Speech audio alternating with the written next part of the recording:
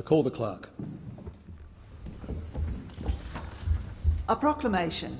I, Peter John Cosgrove, Governor-General of the Commonwealth of Australia, acting under Section 5 of the Constitution, which provides, among other things, that the Governor-General may prorogue the Parliament and may appoint such times for holding the sessions of the Parliament as he thinks fit, by this proclamation prorogue the Parliament from 5 p.m. on Friday 15 April 2016 until 9:30 a.m. on Monday 18 April 2016, appoint Monday 18 April 2016 at 9:30 a.m. as the day and time for the Parliament to meet at Parliament House to hold a session of the Parliament, and summon all senators and members of the House of Representatives to meet at that day, time and place.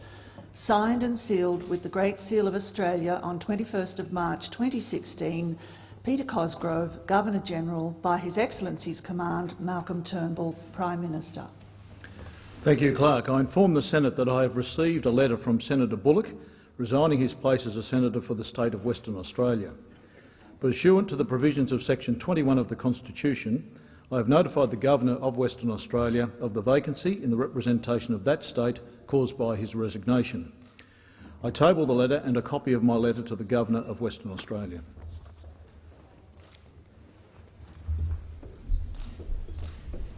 Mr. President, His Excellency the Governor-General approaches the Senate chamber.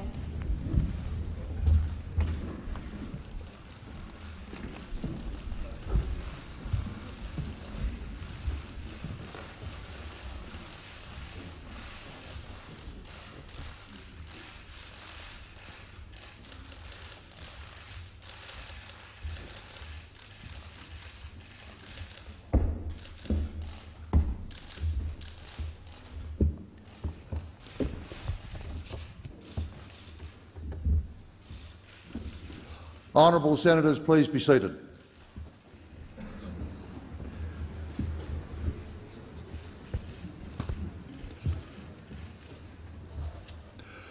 Black Rod, please let the members of the House of Representatives know that I desire their attendance in the Senate chamber.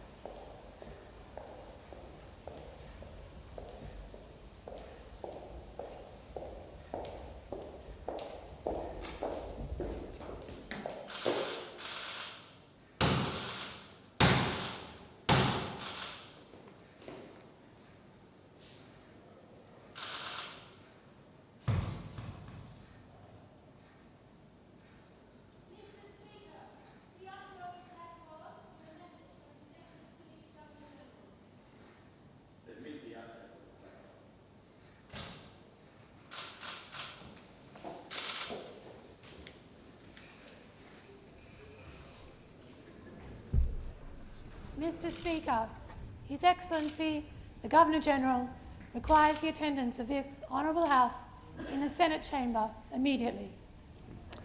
I shall be glad if honourable members will accompany me to the Senate chamber.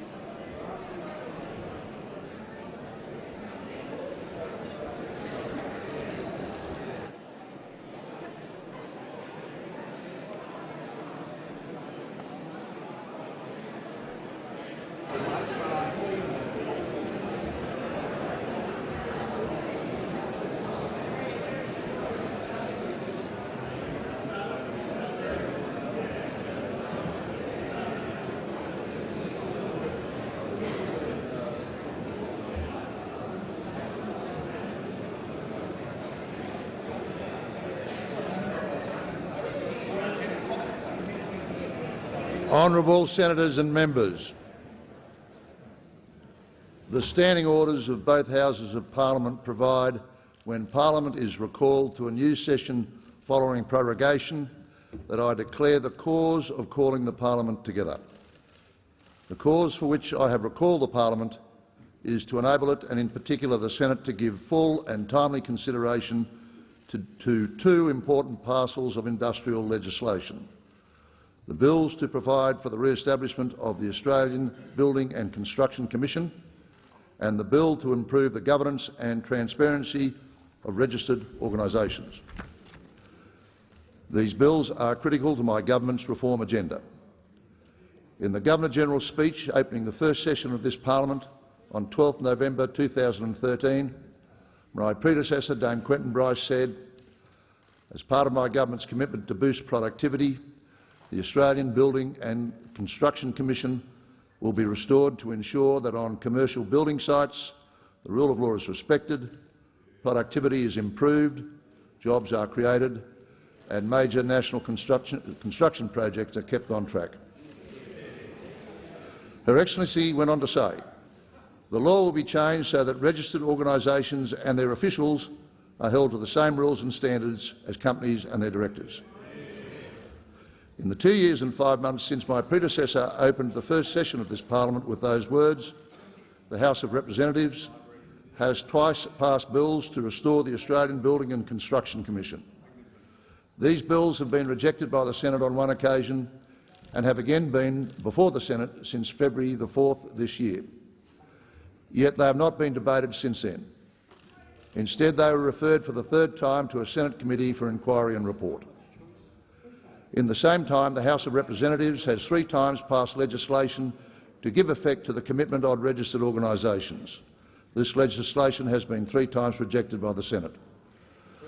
I have, on the advice of my ministers, recalled you so that these bills can be considered again and their fate decided without further delay. My government regards these measures as essential for the rule of law in our workplaces.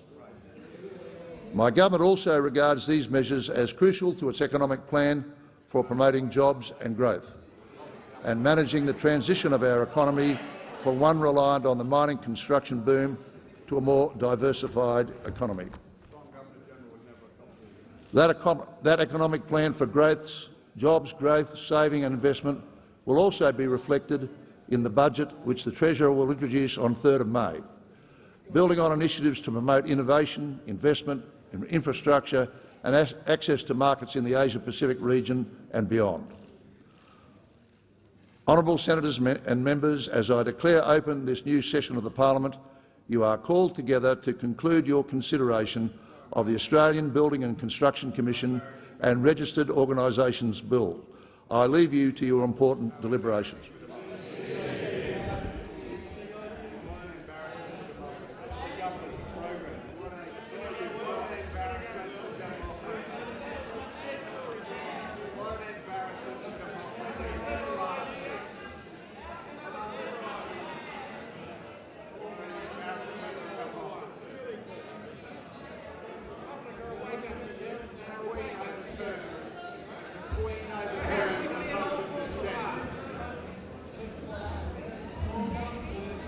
Thank you, Mr. President.